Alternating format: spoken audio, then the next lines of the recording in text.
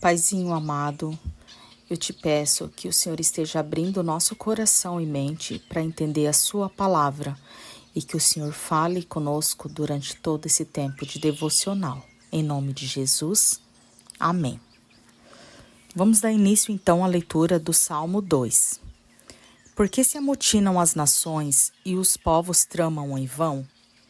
Os reis da terra tomam posição e os governantes conspiram unidos contra o Senhor e contra o seu ungido, e dizem: façamos em pedaços as suas correntes, lancemos de nós as suas algemas.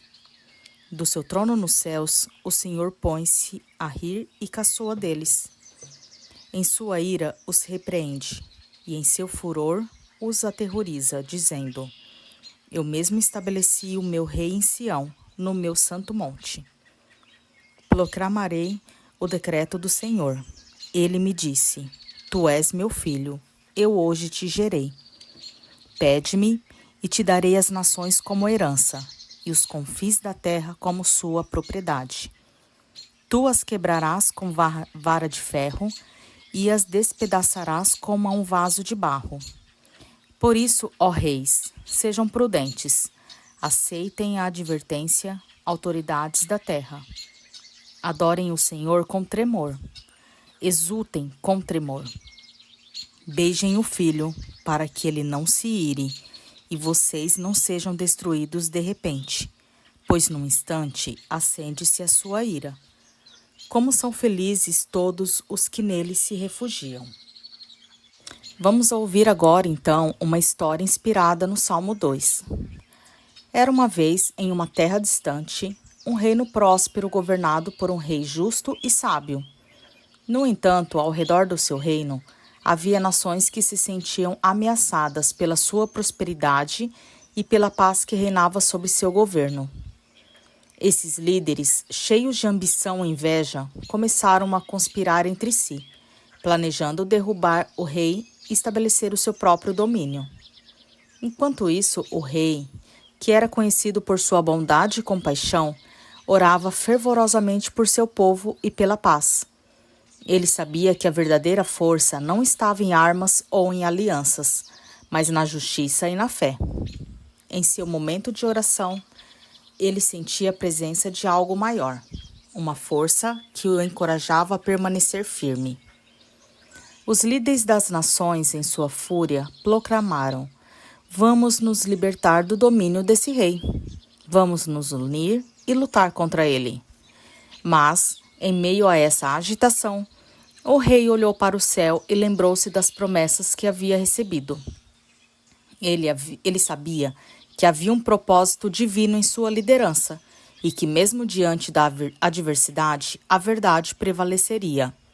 Então, em um momento de grande tensão, o rei se levantou diante de seu povo e proclamou: não temam. A verdade e a justiça são nossas aliadas. O Senhor está conosco e Ele é a nossa força. Seu discurso inspirou coragem e esperança entre os habitantes do reino. Enquanto isso, os líderes das nações, em sua arrogância, não perceberam que suas ações estavam fadadas ao fracasso. A unidade que buscavam se desfez em desconfiança e desespero. E o rei, com sua sabedoria, buscou a paz e, em vez de retaliar, ofereceu um caminho de reconciliação. Com o tempo, os líderes perceberam que a verdadeira força não estava na luta, mas na união e no respeito mútuo. Eles se aproximaram do rei e juntos começaram a construir um futuro melhor para todos, onde a justiça e a paz reinavam.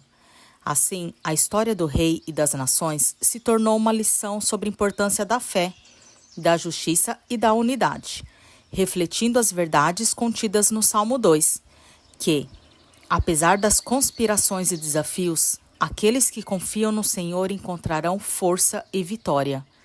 E assim o reino prosperou, e a paz reinou por muitos e muitos anos, mostrando que a verdadeira liderança é aquela que busca o bem de todos. Vamos fazer uma breve reflexão sobre o texto.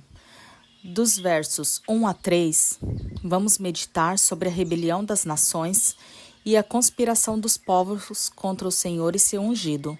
Pergunte-se: o que leva as pessoas a se rebelarem contra Deus? Quais são as vozes que você ouve em sua vida que podem estar se opondo aos planos de Deus? Versos 4 a 6. Pense sobre a resposta de Deus a esta rebelião. Ele ri e zomba dos planos humanos. Como isso muda sua perspectiva sobre as dificuldades e oposições que você enfrenta? Lembre-se de que Deus está no controle de tudo.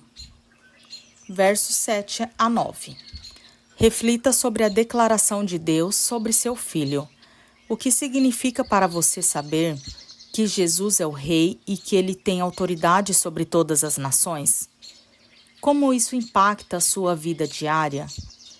Versos 10 a 12. Considere o convite para que os reis e juízes da terra sirvam ao Senhor com temor. Como você pode aplicar isso em sua vida? O que significa para você beijar o filho e encontrar refúgio nele? Vamos fazer uma aplicação pessoal. Pergunte a si mesmo: quais áreas da minha vida precisam se submeter mais à autoridade de Cristo? Como eu posso ser um testemunho do seu reino no meu dia a dia? Anote também algumas maneiras práticas de aplicar esses princípios, como orar por líderes, buscar a sabedoria de Deus em decisões importantes ou compartilhar a mensagem do Evangelho com aqueles ao seu redor. E por fim, vamos agradecer a Deus por sua soberania e por enviar o seu Filho como Rei. Pedimos ajuda, então, para viver sobre a sua autoridade e para sermos um instrumento de sua paz e verdade no mundo. Terminamos então o devocional com um momento de louvor, o louvor que seja aquele que mais lhe agrada, que seja cantando uma música que exalte a soberania de Deus ou adorando em seu coração. E eu espero que esse roteiro ajude você a ter um tempo significativo de devocional com o Salmo 2. Mais um dia na presença do Senhor.